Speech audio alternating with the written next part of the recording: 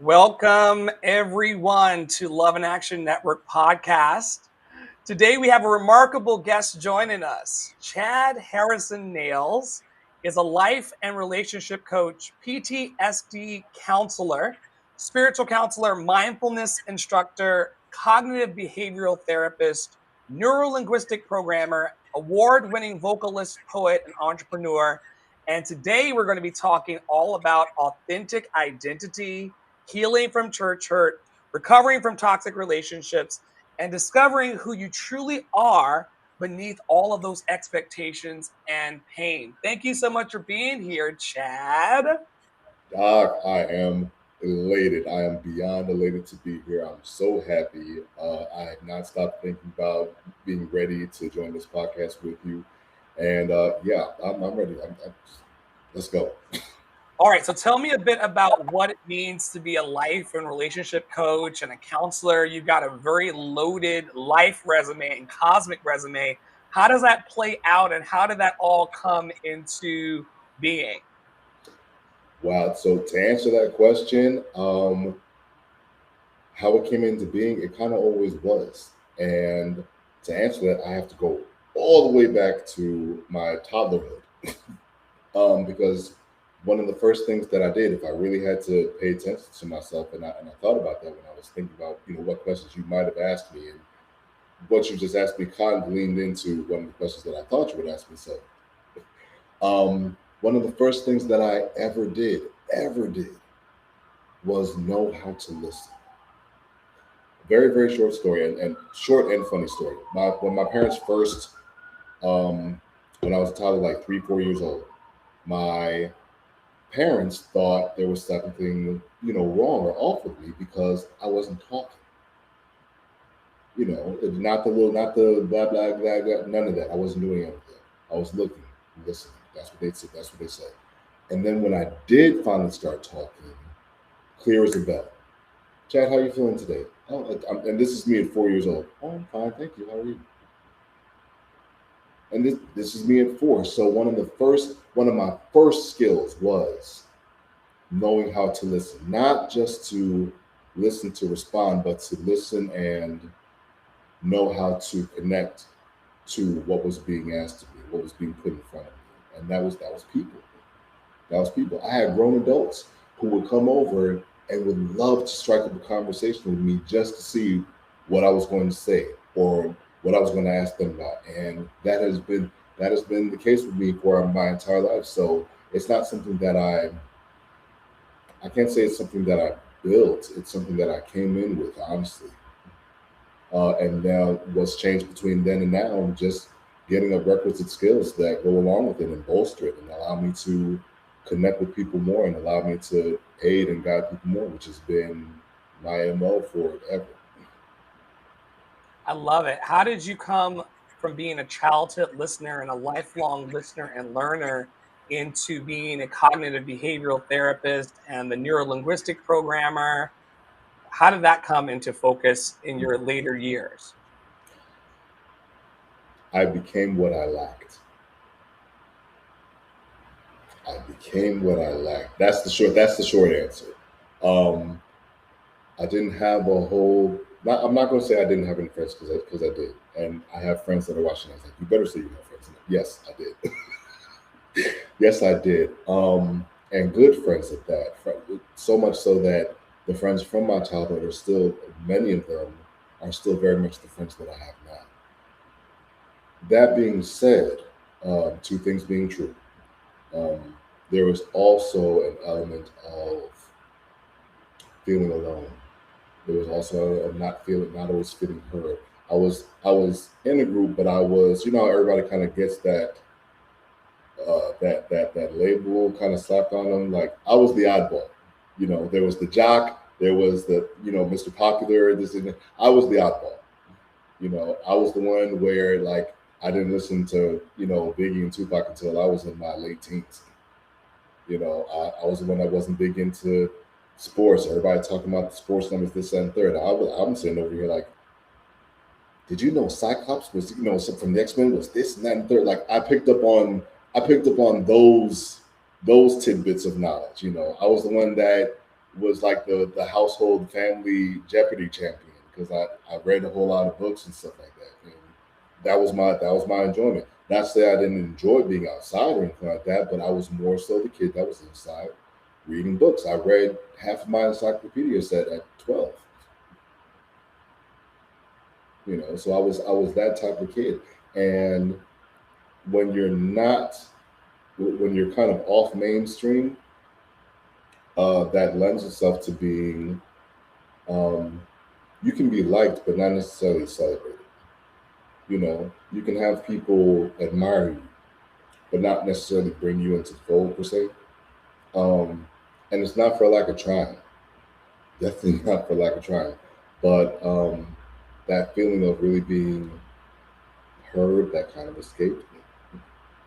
um, and so looking back on it, I became everything that I didn't get, and am still becoming that now. A person who celebrates the wins of your clients and those around you and is a community uplifter through the therapy and the programming and the mindfulness. Oh yeah, I want to see people win.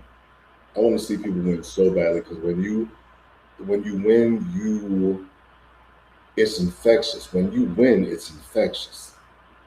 When you are solid, being solid is contagious. Being self-aware is contagious. When people pick up on that, you're even whether you directly say it or indirectly say it, you are giving them permission. You're giving them permission to be courageous enough to do the same.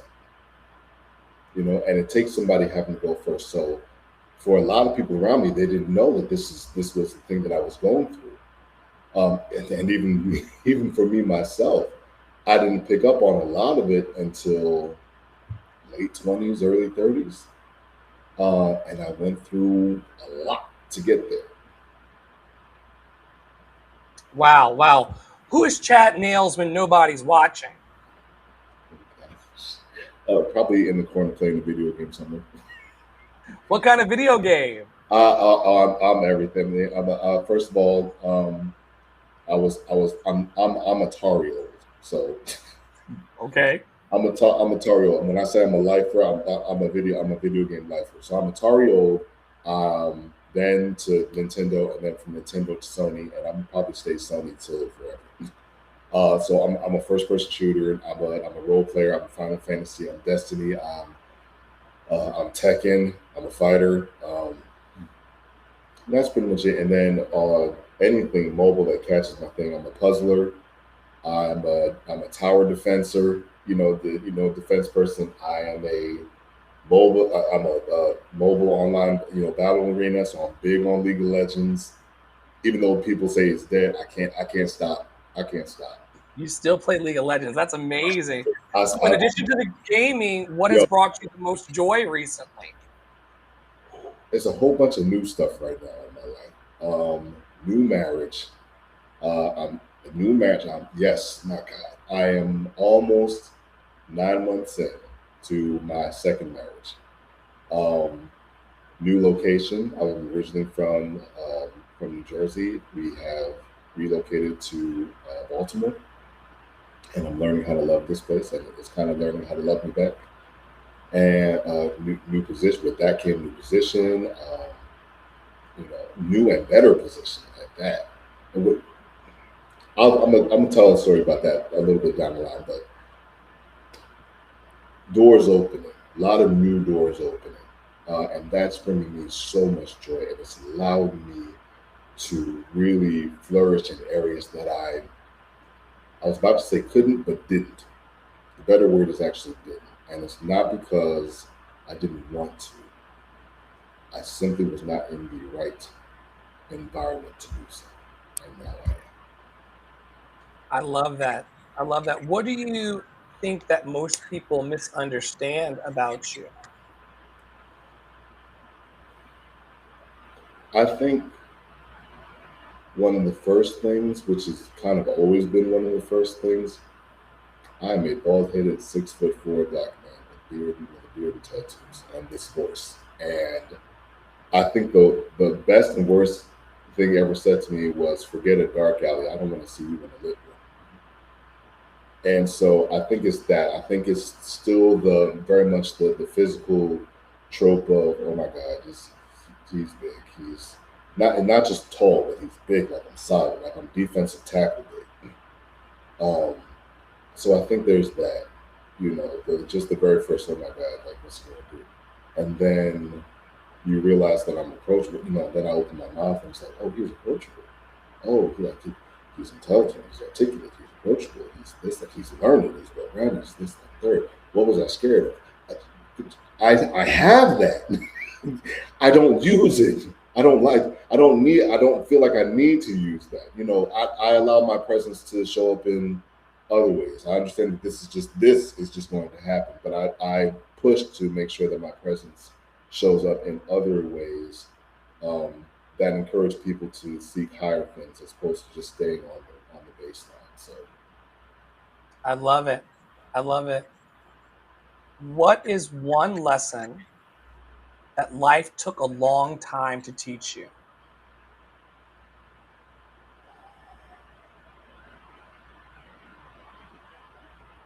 learning how to walk away, Oh, I can tell there's a story in there. learning how to walk away, and understanding that walk away is its own thing. Learning how to say no. And before I even jump into the story of how I learned that, the the bigger lesson was knowing yourself well enough to know when it's worth staying and when it's worth walking away. So that's actually the bigger lesson. But learning how to walk away was a painful one because I was not paying attention. And I walked into it not paying attention. And what I learned through that is life will whisper it to you first. And if you don't pay attention to the whisper, it'll talk to you in a regular room voice. And if you don't pay attention to that, hey. And if you don't pay attention to that, it's just gonna hit you. It's just gonna hit you. And you don't get to move from that. You don't get to move from there until you acknowledge it, you accept it, you internalize it, and you learn how to move forward from it. And that took me the longest time and the most painful time in my life. More painful than the feelings of not being heard in my childhood. This was just, Chad, this isn't you. This isn't you. No, I gotta go this way. I gotta do this. This is what, Chad, this isn't you. No, no, I'm supposed to. I gotta do this. I'm the good, I'm the good Christian black man. I have to do it this way. Chad, All those things being true, this isn't how you do it. No, no, no. This is what they told me I had to do. This is what they said. This is what, are they around to support you? Those people who said that this was the way to go, are they around to support you in it? Well, no. Have you even questioned what they said? No. Just, that was the right thing to do. Have How's you that working? even questioned? Have you even questioned? How's that working for you now? It's not. What do you mean, Chad? Well, I'm slowly dying. Is this not what it's supposed to feel like? No. No, it's not. Well, I don't understand. Stop doing what you're doing. How? How? I don't know how. And for me, it took me having everything taken away and me hitting rock bottom, for me finding what my own personal version of hell looked like and felt like and sounded like, to the point where people thought I was on substance, I was on controlled substances, and I wasn't, but I looked like I was. That's how out of sorts I was. And it was either fall through the bottom or build up from it. And I chose life. I chose to build up from it. And it was scary as hell. Because I had nothing to go off of. I had nothing but one shred of sanity and one shred of insight that I was aware of to go off of. And I built brick by brick, line by line, little by little. You know, half of it introspection, half of it dark nights of the soul, half of it crying myself to sleep, half of it not going to sleep. And then the other half, people that I had to read how to trust.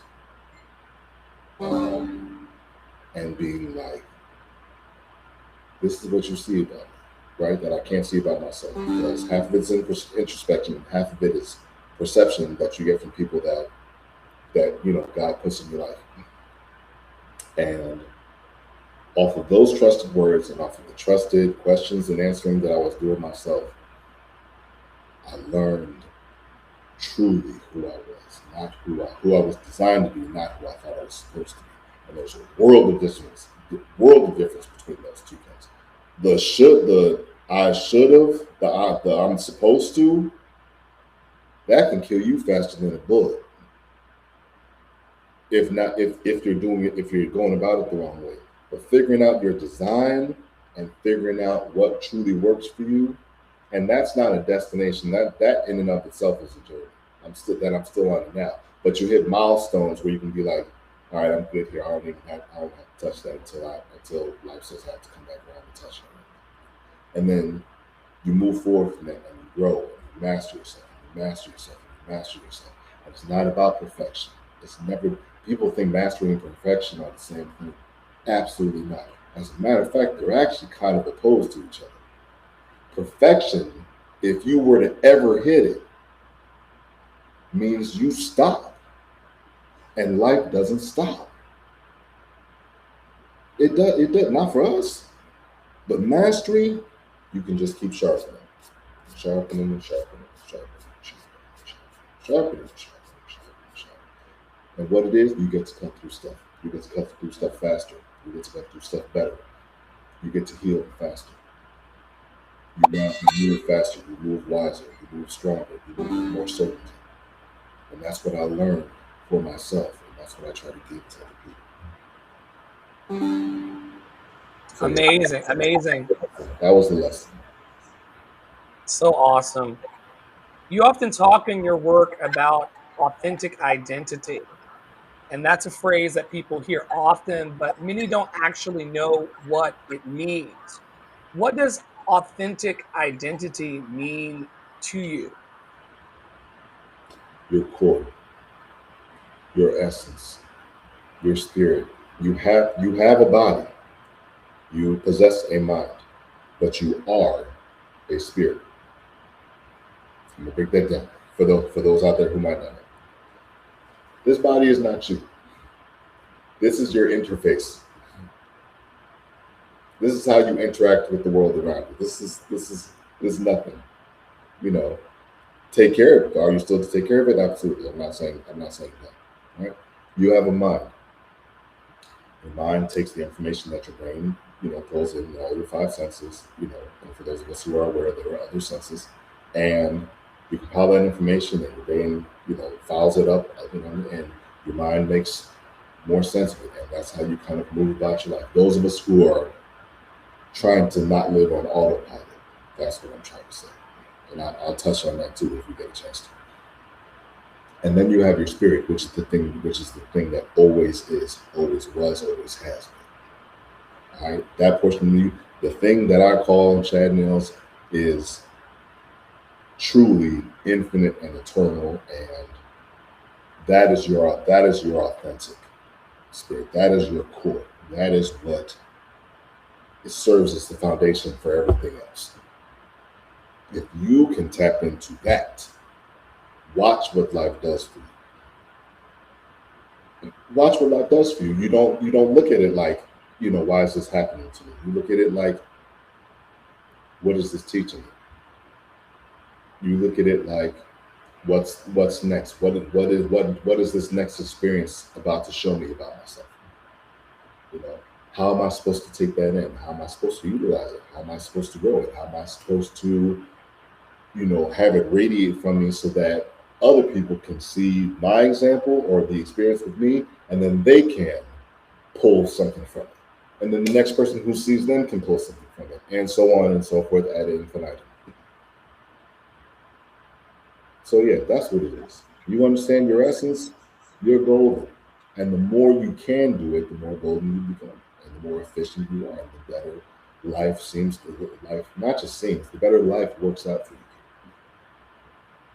You touched briefly on people who live their lives on autopilot. Some would call that a person losing themselves. How I do call people lose themselves? I call it two different things.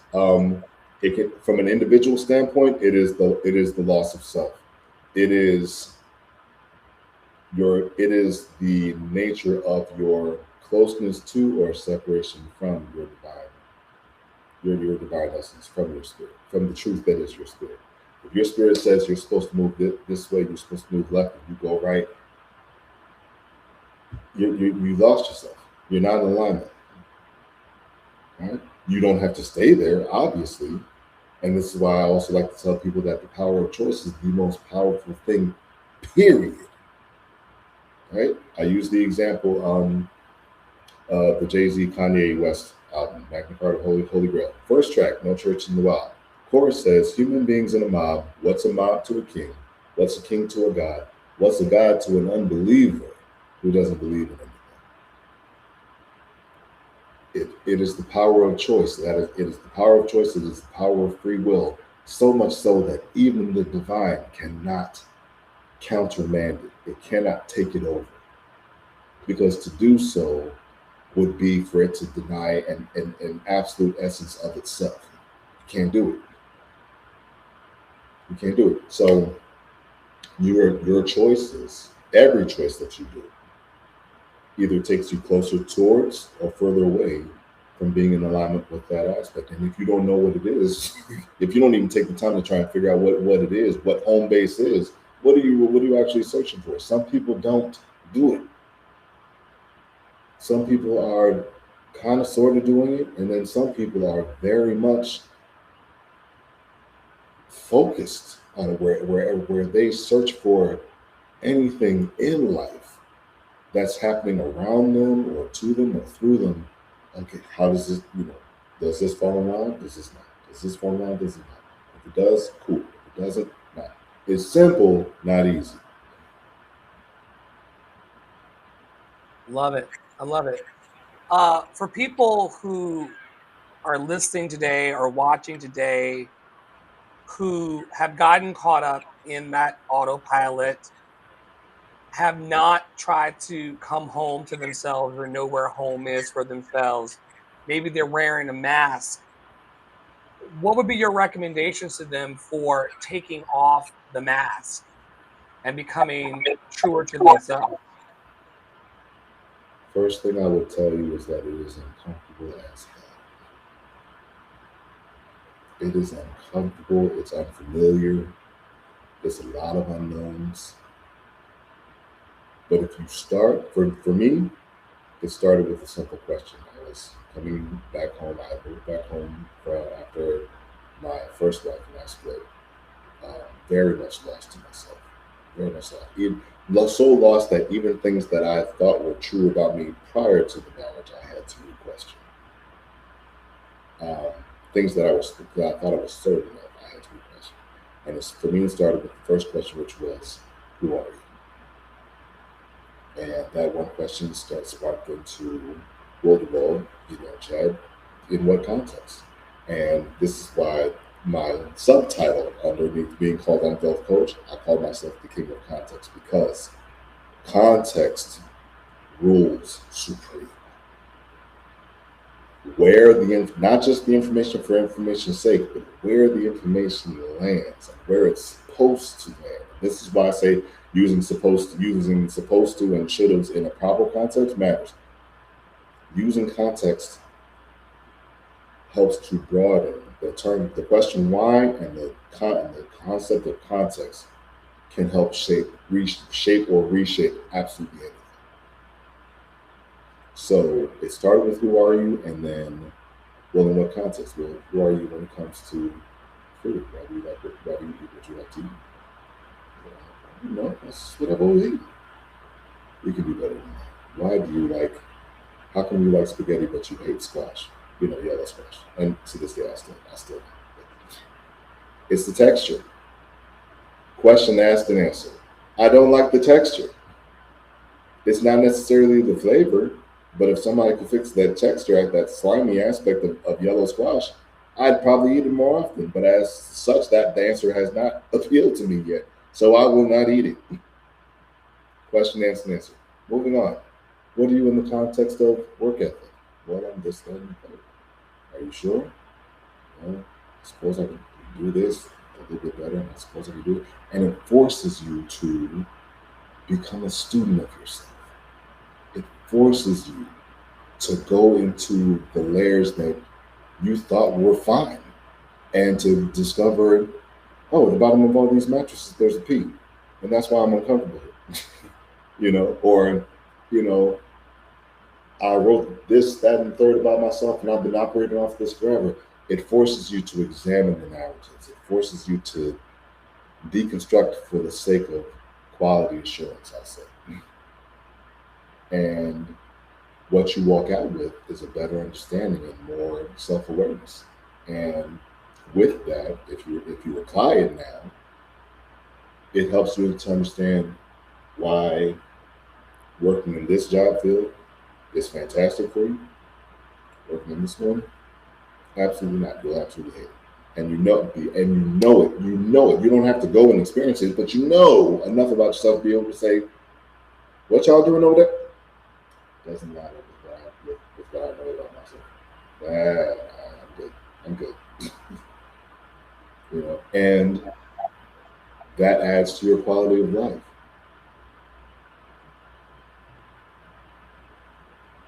You submitted a phrase in your intake to be on the podcast that I absolutely loved. It said, "Do what you are." What does that phrase mean? Oh, now I do not, on the top of my head, I cannot remember the author of this book. There is an actual book that is titled "Do What You Are," and it's supposed to help you understand what you might be more ideally. So I don't want to say best, but the range of ideal positions based off of your identity, based off of your personality, and so on and so forth. And that phrase always stayed with me. We were talking about 20 years ago. The phrase stayed with me, and for me, whatever it is that you are built to do, and I believe I've used I use the analogy of toasters and race cars with you, right? You get a toaster, you are expecting the toaster to do what? Toast whatever it is that you're supposed to do, put in it, whatever it is that you put in it. And it's only built to handle but so many things, right? It's not just bread, you can put bagels in. Cool. Not just bagels, you put Pop Tarts in or strudel, whatever. Whatever is designed to fit into a toaster. Cool, no problem.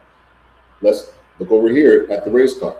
Race car, $100,000 machine built to take on the racetrack, to hit the turns, to accelerate, decelerate, shift up, shift down. It's supposed to be a high precision thing. You would never think to use a race car to toast a piece of bread. You're not going to set a toaster on a racetrack and expect it to win a race.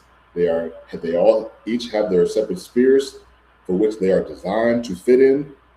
Use them according to their manual. The manual means the information on how to use it properly. You have a manual built inside of you, a divine manual. Built in with you. It's always there if you choose to access it. You know how some people just take an appliance out the box, not look at the manual, and just start fiddling with it, and then figure stuff out. And then there are those who take it out the box and assemble it and so on and so forth, usually with help of the manual. And then, in addition to the assembly instructions, there's the usage instructions. How does it work? How often does it work? How often does it need to be cleaned? How to clean it? Don't use this. Use this. Still how to store it when not in use. What to do with it when you take it back out of use, so on and so forth. And all of those seemingly tedious tidbits of information is exactly the case. I think that's why people write it like that, because they have an understanding of, not just an understanding of technical language, but they pull from, I think a lot of them pull from their innate and inherent understanding of the fact that we are very much technical also. We're just I was, essential. I was going to ask you about that. Do you believe that everyone has a unique design? Do you believe everyone has a manual to play? Hmm. Absolutely. As surely as you are Dr. Flo, and as surely as I'm Chad Harrison Nails, and we each have our unique way of moving and working and having our being. Even from a scriptural standpoint, it says, it's in you that we move, and it's in you that it's in you that we have our mode of being. I'm paraphrasing. That says how you live is very detailed. What's that scripture? I don't know the word place, and I'll use scripture references often. It says, "You were fearfully and wonderfully made." Right? You're familiar with that. That word "fearfully" has been erroneously translated. You were carefully and wonderfully made. That means you were made with a sense of care, and with a sense, that one word meaning excellence. You were made with a sense of, I need this to work for a specific way, and I need to take care of fashioning it so that it does what it is that I'm building it to do. And with that, there's also a spirit of excellence that I'm putting into it as well. I love that. I've never heard that scripture broken down like that in my 42 years. Because if you're fashioning something that has a specific purpose, you do want to be careful that it's made with the excellence and the precision necessary to carry out the task. Dead on. Dead on. Anything that was made well was made carefully. That's why it works so well. So for us being sentient, move that, transplant that appliance knowledge or that technical, care and give, that care and wonder and excellence given to that appliance, and then transplant to us as sentient beings. We're really no different. This is why we actually fashion things after how we ourselves work. This is why when it comes to technology, they're always trying to push technology to do what? To function like how we think. This is why we have AI moving around us the way we're looking for. We're driven to have things function like how we function, as extensions of us. And that wonderfully is kind of an analogy between how, for those of us who believe in God, we're an extension of God, and what we do, God, if we're an extension and creation of God, then what do we do? We look to create extensions of ourselves. Creations creating more creations and hopefully doing it with ease. Uh, there are many people who come into Love and Action Network and people that I work with personally who are consistently talking about how tiring life can be and how overwhelming it can be, and this thing called burnout. How much of burnout do you think comes from trying to be someone else or to not be within your unique design? Coming from somebody who almost lost his life to it can cost more than you want. It can cost more. No, better way of saying that. It can cost more than you're willing to pay. It can cost more than you're willing to pay. And should you happen to pull yourself back from it, the cost of repairing yourself is a lot. It is a lot. Walk me through this. Like, what happened to you? What had happened, as the kids say? What had happened?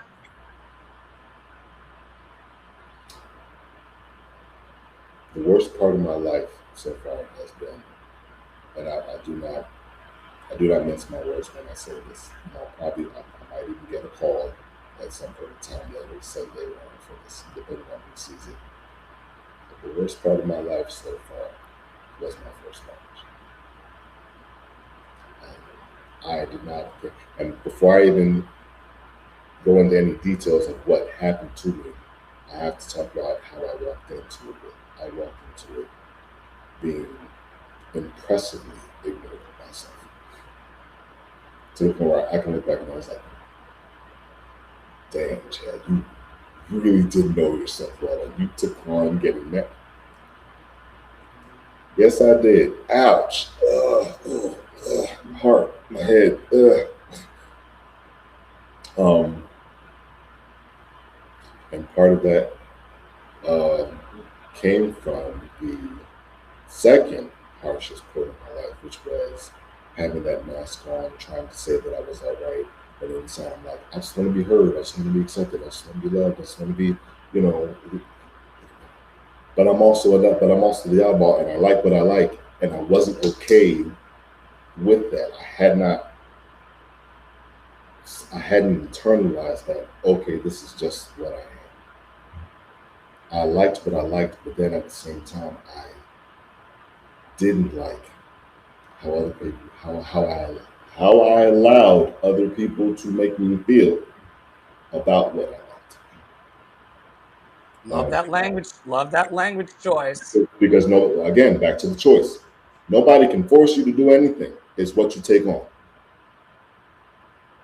Nobody, right? I can Say say it that. one more time for the people in the back, Chad. Sure, I'll use the radio voice. Nobody can force you to do anything. It's what you take on.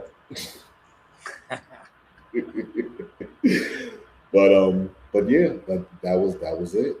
That was and that set me up. That set me up.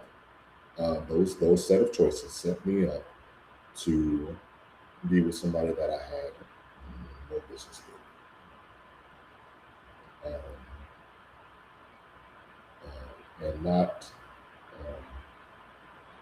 not being a terrible person, just somebody who gets in their own way, and like a lot of us do. But the specific way that she got in her own way affected me very, very much because, and this is me speaking from my my psychologist standpoint. We also being a certified psychologist. She was a textbook narcissist. And I know we throw that term, I know we hear that term thrown around a lot, but there are very specific, as with any diagnosis, there are very specific notes and precepts that have to be hit for you to be able to say that. And brother, she hit them all. She hit them all to the point where she stood being 80, almost what, it's 2017, 9 years separate, and me being back in a new relationship, she still is unaware of what she did, or is unwilling to speak on it. I'll give her that bit of grace. And yeah, and I was her fuel for a while, for a good while. I was until I became the enemy, until I became the one who ruined her life. I can't do anything without you. I'm better than you in this, and I'm better than you in that. And there's no way in the world that you could do it. And I got tired of fighting, and then it just became, yes, dear, yes, yes, I'm so sorry for everything that happened. Oh, I'm so sorry. I did it. Oh, I did it again. I'm terrible. I can't do anything right. Right? You can't do anything right. And I died every time I did it. I did a little bit more every single time I did it. And kids came into the picture. My daughter came into the picture. My son came into the picture. Then it wasn't, you're not just a good husband, you're not just a good friend, now you're not a good father. No more things to add to the pot. Oh God. Oh, what is it? And I'm trying, in my head, I'm thinking I'm doing my best, but I keep getting told, you're doing worse. And then that compounded on top of compounding on top of compounding. Compounding, there's a reason why Einstein said compounding is the eighth wonder of the world. Because in finance, cool, great. You learn how to compound, you get rich in no time flat, cool. When it comes to the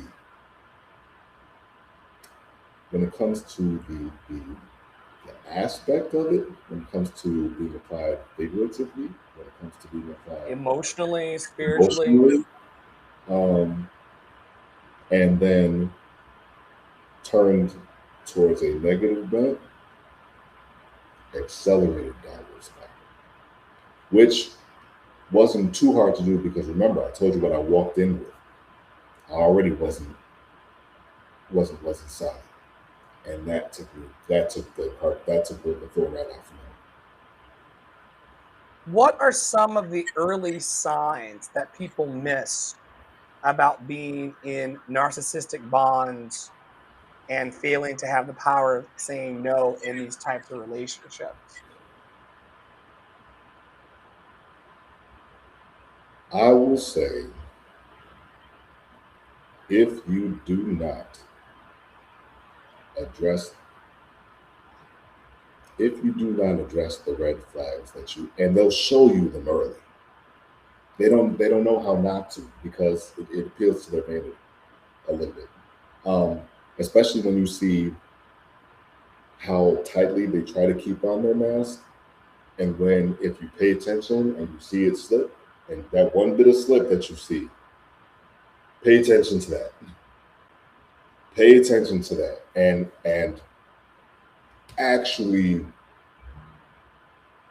do the work to try and address it. And if you see that you can't have a conversation, if you see that you can't have a sensible, authentic discourse, not even just conversation, but specifically, because I was talking about context, not just conversation, but in the context of discourse, which is listening and speaking to understand, whether or not you agree with the stance, but listening to understand and being able to take that. If you cannot have discord with that person regarding what you see about them, run.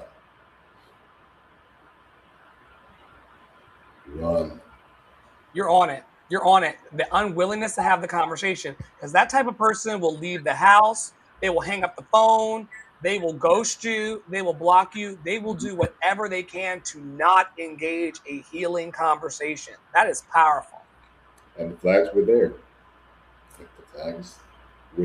As a matter, the flags were there so much that even she was like, I don't think I should date you. I pushed it. In my hubris, in my thinking that I was solid. I thought, no, I think we belong together. You're like this, I'm like this. We could do it. We could seek out God together, because that was one of the big things between us. We could seek out God together. Yeah. No. Did you find him? Did you find him? After the fact, Yeah, yeah. That's wild. That's wild. after the fact, and I will not say that I did not get anything of benefit. I cannot say because nobody ever walks into a relationship and walks out of it and doesn't get anything of benefit. That would be a lie. I got something. I did get several things of benefit. Did I learn something about myself from seeing her work ethic? Yes, I did. Did I learn something about myself um, and how I like to research things from researching things with it? Yes, I did. Yes, I did. Do I have two absolutely fantastic kids by her that if I were to say, I wish I had my kids by somebody else, they wouldn't be my kids? I can't say that, you know. But is that true that I have wonderful kids by her? Yes. And those are the graces. And those are the graces. And that's why I started with saying, I'm not saying that she's a terrible person. I'm saying the choices that she makes gets in the way. And they can be harmful. And I was harmed. And I was abused. How And did you heal through it? What was your process? and this is the first time that I'm saying this out loud. In my defense of myself, I was abusive to her. And I have spent the time since we split till I want to say about a year ago trying to atone for that. Now I'm just indifferent to it because I think I've said sorry enough. People who are wounded will lash out. Sure. And that can create a very toxic environment because if you Yes. feel disrespected or mistreated, and then you try to do this thing they talk about online calling matching energy can burn your whole house down. And that's what happened. That is very much what that's very much what happened. Had I chosen a different method of response, I probably would have left sooner. But again, thinking that I'm supposed to be this, I'm supposed to go about it this way. I'm Christian. Divorce is not in our language. It's not an option. Oh, it needed to be an option. It needed to be an option. You know, but I said Wow. no. I said no when I paid for it. Wow, wow, wow. I'm going to ask you a couple questions about church hurt, spiritual wounds, and healing. Please. And then I'm going to take you into some rapid fire questions because we could talk for 3 hours and not. Oh, you said that the first conversation. I know, I know. We have to have you back on. We really will. We really will. I'm ready for it. So many people in our community have experienced church hurt. We have a program that we run every Sunday night at 7 p.m. Eastern called Church Hurt and Healing. People have experienced this and also spiritual disappointment. Uh, why do you think that spiritual hurt is often harder for people to recover from than other kinds of hurt? Oh, because of how, when we're talking about spirit, right? And when I say spirit, well, spirit is foundation. So you're talking about the difference between, stranger path, cutting you off in the middle of the street, you know, that's, flesh wound, that's a scrape. Because it is spiritual in nature, because it is spiritual in terms of what it seeks to approach, what it seeks to touch, it is foundational. So that is a gut wound every time. It is to the bone because it's not surface level. It's not. It cuts through the surface, intermediate level down to the bone, and that's why it impacts people the way that it does. Impacts with it. Ironically, I had to go to seminary, to learn. I didn't go with this purpose, but it was a wonderful fringe benefit. Got my degree in theology. Second in my class. My first wife was actually first in my class at that point in time. And ironically, going through that took the scales off my eyes and be like, "Whoa, church, you suck." And that's where I left it. And that's where I like when people ask me like, "Oh, you have a theology degree?" And they're like, "Yeah, but my ministry's not for the pews. It's not. That y'all will kick me out. Y'all want me to give a sermon." My first sermon would be how Satan helps you.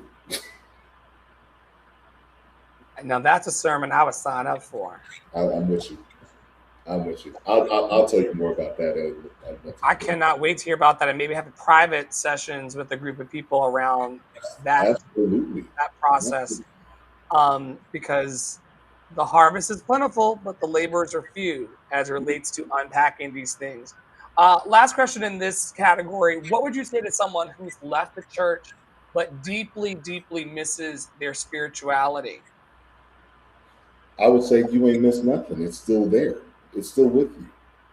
That building and those people are not the basis of your spirituality. You walked into the church with it. Walk out with it. Kingdom of the scripture says the kingdom of heaven is in you. That means wherever you go, you have it. Wherever you go, there is your connection with God. It doesn't mean that He doesn't use experiences to help you learn other things and help grow you, help shape you into and help you understand and become more aware of how he fashioned you and by His fashioning what you're supposed to be doing. Um, but saying that it's all in the church is very wrong dimension. You are the church. That is a building. Those people are parishioners that go to that building. And yes, there are plenty of things that you can learn from them and learn while you're there. But that is never, not now nor ever, will it be the end all be all. Ever. You are before there was a church, you are. And after every church it gets reduced back to gravel and dust and sand. You are. You are. You are. Powerful, powerful. All right. Present. So, Yes. yes, yes. Oh my goodness. I'm so happy to have this brother in this community and so many conversations to be had. We're landing this because we don't want a 3-hour podcast and we can always have you back some other time. Sure. When the saints and the ain'ts get together, it's always a, what a time. You got it. All right, give me one word responses. I got 10 questions for you.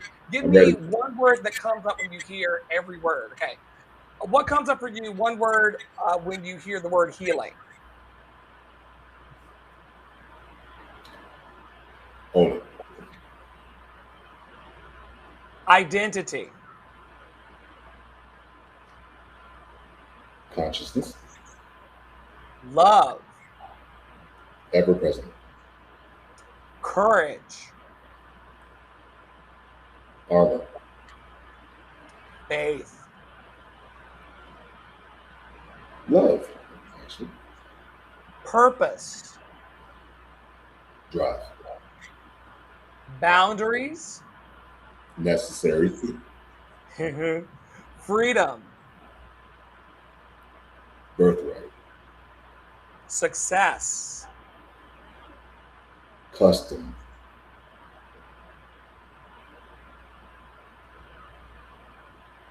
Legacy.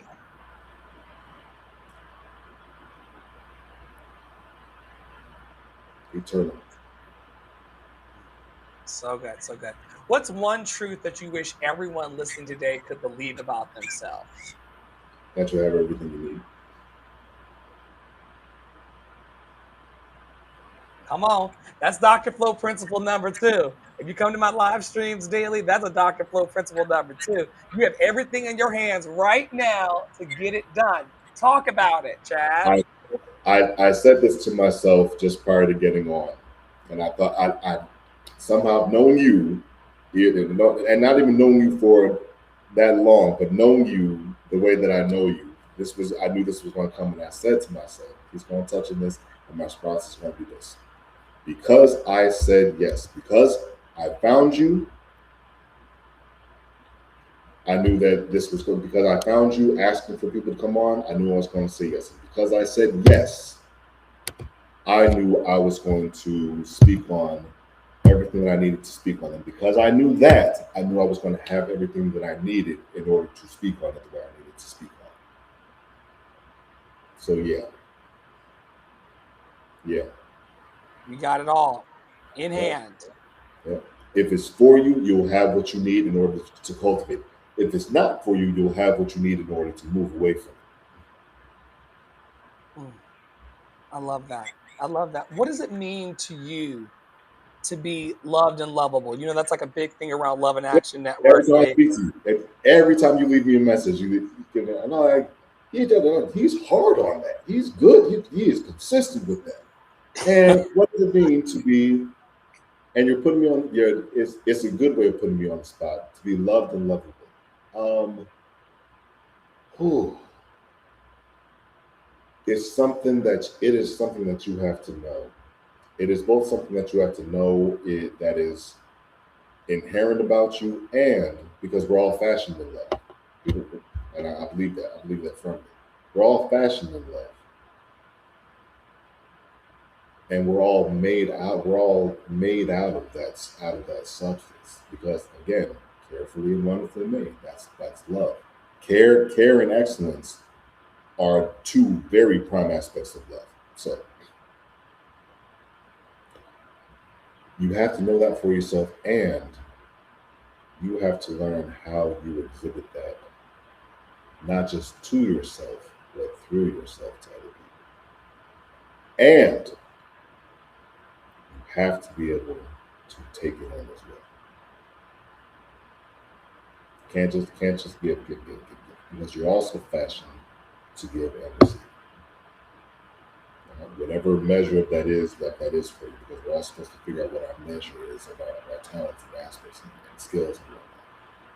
But there's also both, just like we each have aspects of masculine and feminine in us, right? Because we both come from masculine and feminine. You but understanding what that measure is and understanding how to move efficiently in the giving and taking of love for yourself, from for yourself to yourself, from other people, through yourself to other people. That's that a very major part of how life works well is with that.